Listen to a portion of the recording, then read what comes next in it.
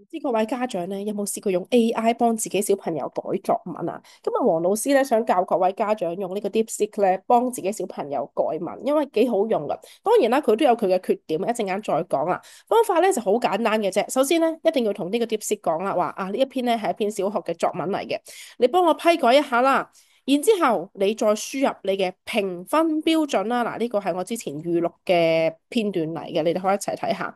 我就輸入咗一啲評分標準。啊，譬如結構要有幾多段啊，表達要用咗咩修辭手法啊，然之後有冇用倒敘，有冇用道理結尾嗱，咁然之後佢明白你嘅要求之後咧，你就可以上載嗰個作文嘅相片俾呢個 DeepSeek 去批改噶咯喎。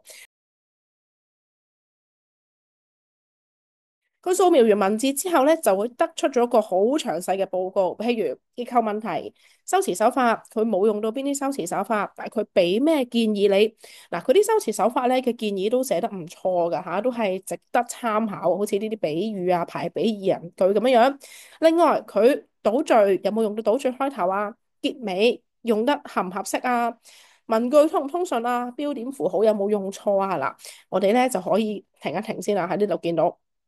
你睇到咧，其實佢掃描文字上面咧嗰個能力啊係有待改進啊。佢有啲字咧唔係幾 detect 到嗰個同學仔寫乜嘢，就變成一句錯字，同埋呢個病句唔通順嘅病句啦吓。嗱，呢度係有少少問題嘅。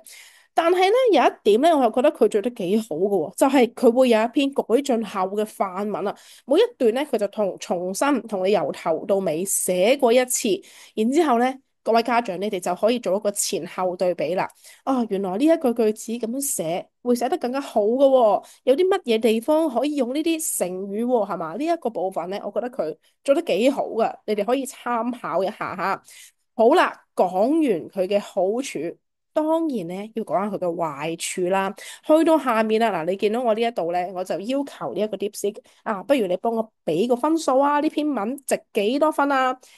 以下就係我嘅評分要求啦，啊，內容幾多分滿分，表達幾多分滿分，去到結果咧，話呢個 DeepSeek 將呢篇文咧評為得翻啱啱合格53分啊！其實喺小學生嘅階段嚟講，53分咧係叫唔合格嘅添啊，係咪啊？嗱，總分得53分嘅啫喎，點解會咁咧？呢度咧就要引申講一講佢嘅缺點啦。呢個 DeepSeek 改文有咩唔好嘅地方？嗱，講到咁耐咧，都未詳細同你哋睇過篇作文。呢篇作文咧，我都有親自去改嘅，而家可以俾你哋睇下。呢篇作文就係某位5年級嘅同學寫嘅一次俾人責備嘅經歷啦。其實咧佢係有用倒敘法開頭，而且咧佢咧都有寫夠5段噶。但係無奈就係呢個 DeepSeek 唔知係咪佢嗰個掃描照片嘅功能啦，就唔夠完美啊。我試過幾次噶啦，佢都係 detect 到佢淨係寫咗4段，所以咧呢度內容分已經俾人扣咗一堆分啦。然之後佢咧又會有啲字睇唔清楚啦，錯字睇唔清楚，佢捉唔到嘅啲錯字係。另外標點符號佢咧寫嘅用法同我哋香港老師教法咧係有啲唔同噶。譬如咧，我哋呢度香港老師教啊，我心想就寫冇號得噶啦，因為內心獨白啊嘛，唔講出嚟。但係咧，DeepSeek 咧佢會話你錯嘅喎啊，要加開引號嘅喎，呢度又扣咗你少少分係嘛？好啦，跟住。啱啱講到 DeepSeek 咧，佢都話呢個同學仔冇用到任何修辭手法，其實佢又唔係嘅喎，佢係有用修辭手法嘅喎，係嘛？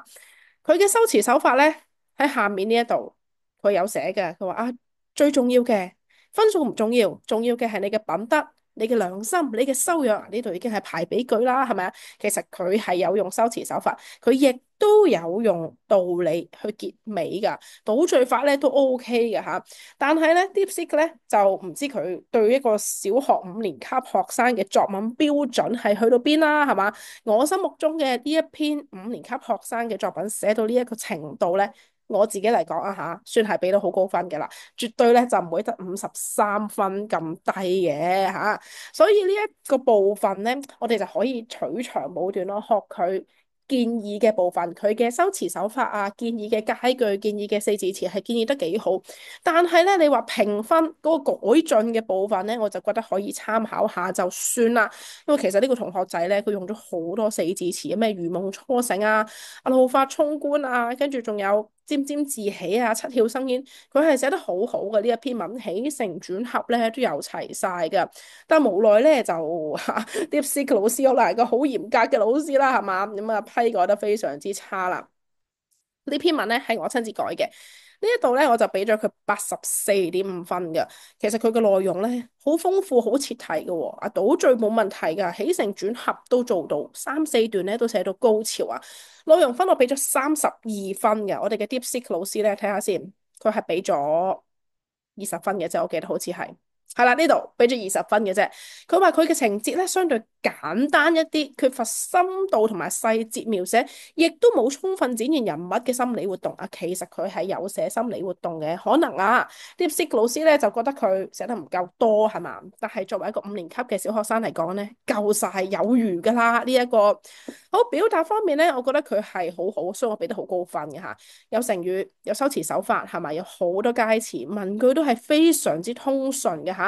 但係咧，我哋嘅 DeepSeek 老師啦，就話呢個同學仔文句唔得嚟通順，就係因為佢嗰個素描嘅部分應該係有啲字體佢係 detect 唔到啊，所以影響咗佢嘅批判啊，係咪？好啦，跟住繼續睇埋黃老師嘅評分啊吓，結構冇大致問題嘅，錯字都係得2個嘅啫。我俾呢個同學嘅少少建議，應該要加啲乜嘢咧？神態描寫。語言描寫可以加落你自己俾老師鬧完之後嗰個失望嘅表情啊，係咪啊？你對自己有冇覺得好內疚？有冇覺得好愧疚？有冇進行一個反思呢？係嘛？如果你想篇文章更上一層樓，仲可以加啲乜嘢修辭手法呢？其實係應該要寫反覆句會比較好啲嘅，用反覆句帶一個深刻嘅反思出嚟。譬如你可以寫。我做了什麼？我做了什麼？唉，我真係錯得太嚴重啦，太嚴重啦！寫呢啲反覆句咧，反而係可以加強你嗰個反思嘅吓。嗱，以上咧就係黃老師本人改呢篇文同埋呢個 DeepSeek 改呢篇文嘅少少分別啦。總括嚟講咧，唔係話呢個軟件唔好，但係佢始終係唔夠人性化。可以參考嘅地方有嘅，可以參考嘅地方有嘅。首先呢個範文可以參考，呢一個係佢絕對係佢嘅優點嚟嘅嚇，範文啦。另外佢俾你嘅建議。當然，我哋自己都要分析下佢嘅建議合唔合邏輯啦，係嘛？嗱，呢啲修辭手法咧，我覺得佢係做得好好嘅，絕對係值得一個小學生去參考嘅寫呢啲修辭手法。但係咧，缺點啦，第一就係一定係一個好大嘅問題，就係佢有幾張相咧係掃描唔到。呢2張相我都係影過好多次，真係影到好清楚啦，佢先至掃描到呢張相。所以可能如果你想佢批改得仔細啲，你要親手成篇文章打入去，咁樣會好啲啦，係咪？另外咧就係佢俾分嘅標準，我都試過同佢微調溝通過幾次，但係佢始終都唔係幾 get 到一個小學5年級學生應有嘅水準，即係我都嘗試叫佢俾分鬆手少少啊，但係唔知係咪講得都唔夠具體啦，都係抽象啦，結果評分出嚟嗰個分數咧，都同我哋現實老師改文嗰個分數差好遠啦，所以咧分數方面都係參考好噶啦吓。